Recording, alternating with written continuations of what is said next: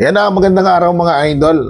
Kumusta po kayo? Mga kapapi, mga ka-business. Ako po si Taong Gula. Magbigay lang tayo ng kunting reaction since matagal tayong hindi nakapag-react.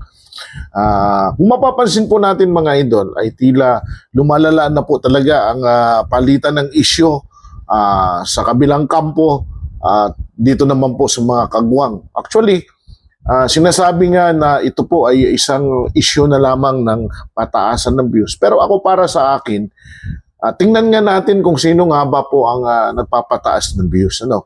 Kasi una sabi nga nila mga sikat at mga artista na.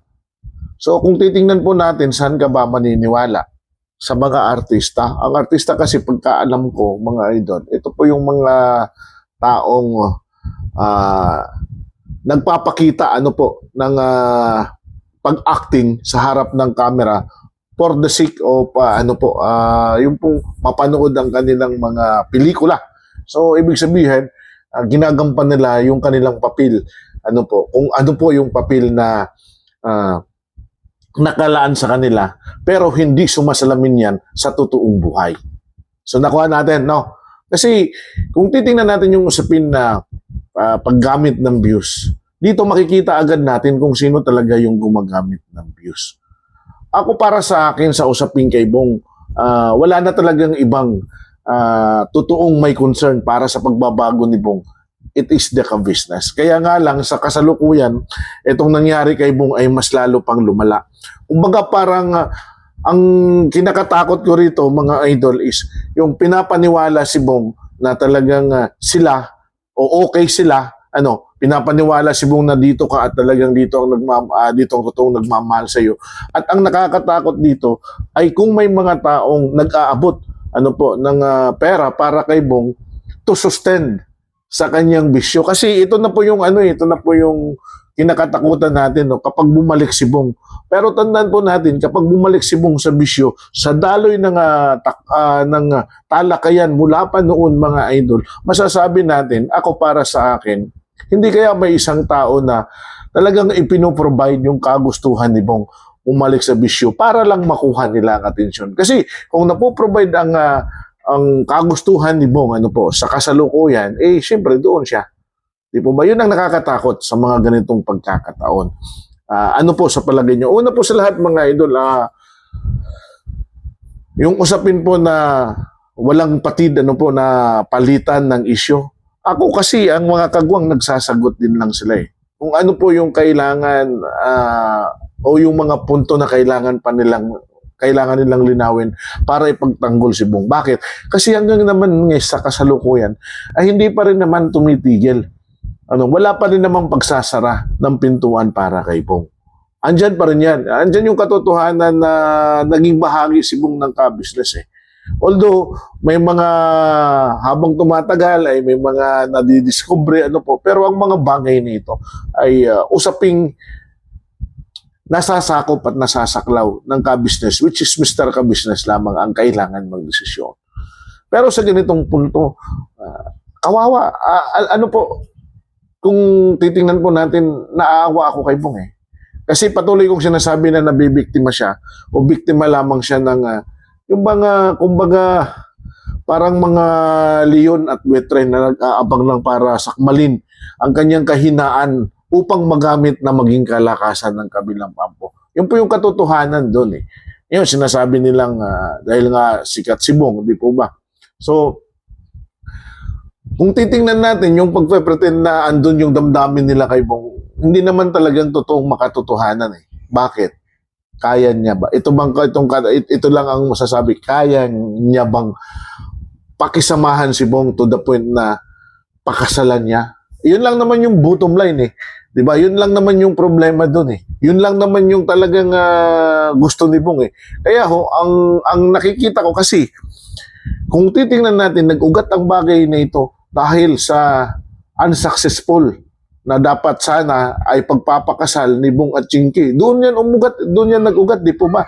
Hanggang sa nagtambak na ito. Ngayon, ang tanong, hindi kaya yung nawala kay Bong ay yun din yung ino-offer nila? Pero hanggang sa kasalukuyan ay hindi naman, ako hindi naniniwala kung hindi mangyayari. Di po ba? Kasi nakita naman natin na talagang wala yung sinseridad talaga doon sa pagtulong kay Bong. So, magkakaroon kayo ng conclusion sino yung talagang gumagamit sa kanya para sa usaping views. Kasi ako maniniwala ko kung uuwi yan at pagkatapos ay talagang sasagipin si Bong, okay, dadalhin yan sa rehabilitation. Siya na mismo, Bong, kailangan mo ito para paglabas mo ay ganito tayo, magsasama na tayo. Or ito, magsama tayo, pasok ka sa rehabilitation. Ano po, bago yun, nagpakasal muna sila din. Sige, pagbalik mo, okay na tayo. Ganon dapat, ganon maniniwala ko. Pero kung sa ganitong usapin na parang ano lang, wala tayong mga idol, hindi natin makikita yun ng mga punto na yan. Pagkus ang nakakatakot dito ay kung nagagamit pa si Bong sa mga personal na interest. Yun po yung nakakatakot dito. Una, bugbog na si Bong eh. Kasi una, hindi niya alam kung paano niya ididipinsa ang kanyang sarili. Hindi niya alam kung paano sasagutin ang kanyang sarili. Sa ngayon ay nagkakaroon ng kumbaga yung parang mind conditioning sa kanya na, Bong, malaki na ang pagkakamali mo kay ka-business. Bakit? Kasi yung mga lumalabas na issue na kung saan wala pa namang conclusion ang ka-business ay binibigyan na nila ng larawan na ganito upang kung sa ganun ay makita ito ni Bong, may takot na pumasok sa kanya at tuluyang lumayo ng agwat niya sa ka-business. Now, pag nangyari yun mga idol, pwedeng pakinabangan nila ang isyong ito. Hindi ko na po pero sa mga pagkakataong ito, marami na pong mga sitwasyon ang naganap na parang katulad kay Bong no, pagkatapos ay iniwan din sa ere. So, nakakatakot, nakakapanghinayang. Ako mga idol, andun ako sa punto na naaawa ako kay Bong kasi siyempre kumbaga mahal natin si Bong. Pero, ang punto ko ngayon ay hindi naman pwedeng i-consider yung kanyang pagkakamali. So, I do believe dapat patawan si Bong ng isang kumbaga ipakita sa kanya yung pagkakamali niya, ipaunawa sa kanya yung pagkakamali at yung anumang mga consequences na dapat niyang harapin wala tayong maano doon dahil nasasakop yan ng kanyang pagkakamali. Pero may ibang mga nagko-comment na nagsasabi na hindi rason para tuluyang magbago si Bong.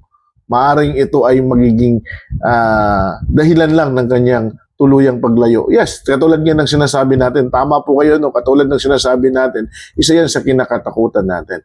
No? Habang patuloy na kinokondisyon ng kaisipan at kamalayan ni Bong, nasa punto ay hindi natin alam kung ang kanyang mga kagustuhan ay nabibigyan. Napagbibigyan, ika nga, doon sa mga kanyang kagustuhan. Rason kung bakit nagpapatuloy siyang lumayo sa ka-business. Yun ho ang mga kinakatakutan natin. Bakit? Talagang tuluyang mapapariwara sila. Sa punto na totoong concern sila kay Bong, hindi. Kasi nangyari na noon iniwan siya. Kaya lang sa ngayon, dahil sa mainit na isyo, si Bong parang hot cake. Sala sa init, sala sa lamig, mainit sa itaas, mainit sa ilalim, nasa gitna si Bong. Pumapagitnaan siya ng mas malaking isyu na kung saan lalong nagpapagulo sa kaisipan at kamalayan ni Bong. Kung makakabalik si Bong sa dati, hindi ko na rin alam sa kasalukuyan mga idol. Dahil malalim na, lalong lumalalim ang sugat na iniiwan sa kanya. Dahil nga po sa mga taong mapagkunwari. Yun po yung talagang term doon, mapagkunwari. Ginagamit ang kanyang kahinaan upang maging kalakasan ng iba. Ganun pa man, ang buong ang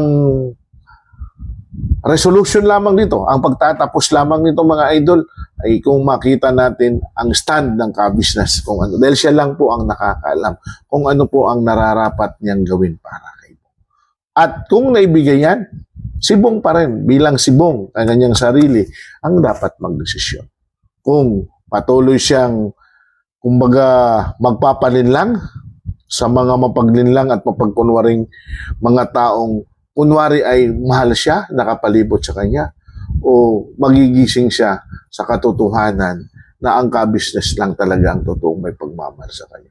Pero, ito po, bago tayo magsarado, sa estado ng kaisipan ni Bong, mabagal po maunawaan niya ang mga bagay nito. Bakit?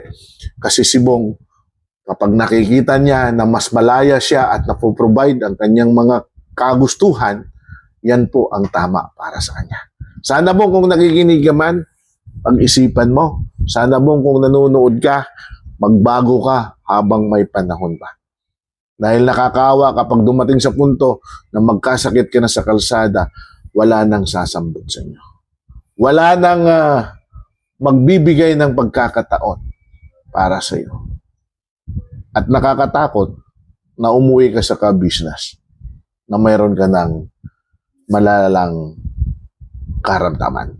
Ako po si Taong Galang, mga idol. Ano po ang opinion ninyo sa bagay na ito? Paki-comment down at nang sa ganun ay mabasa ko upang sa gayon ay malaman ko naman ang inyong mga saloobin. Pero bago tayo magtapos, please do connect and follow Ka-Business Official, Ka-Business Family and Papa Dins. And of course, ang ating pong mga kagwang, ang lahat ng ating mga reactors. Ako po si Taong Galang. Mapagpalang araw po sa ating lahat, mga idol. Paalam pansamantala.